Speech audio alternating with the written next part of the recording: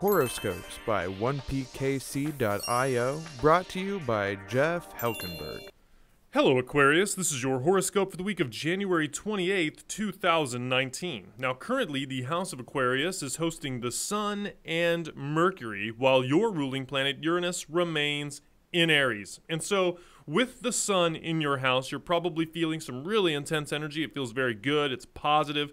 And so what you want to do is capitalize on this moment because, again, we're dealing with that eventual Uranus re-entry into Taurus where the planet goes into its fall. And so that's going to last longer than a decade. It's something you're going to have to deal with. So again, I'm reminding you to be focusing on long-range objectives. Now, I'm not an advocate for you knowing precisely where you're going to be 10 years from now. And that's something that a lot of people push back on. They're like, how can I possibly know what my life is going to be like 10 years from now? I don't know what my life is going to be like 10 minutes from now.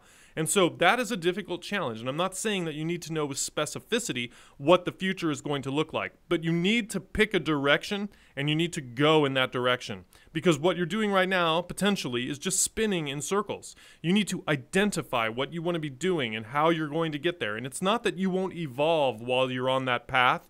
It's that you need the foundation from which to move. If you don't, it's going to be like you're wading in quicksand and you're not going to have the momentum to get anywhere, and you're going to go through a decade of very dark period of time. And so if you set yourself up correctly, you're going to minimize the impact that Uranus transit through Taurus is going to have on your life. If you don't do that, then you're going to be in a very difficult position, and it's going to lead to a psychological sort of depression that lingers for a long time. And so just be conscious of that, and you're going to be able to avoid the more deleterious consequences that are going to be imposed by that transit.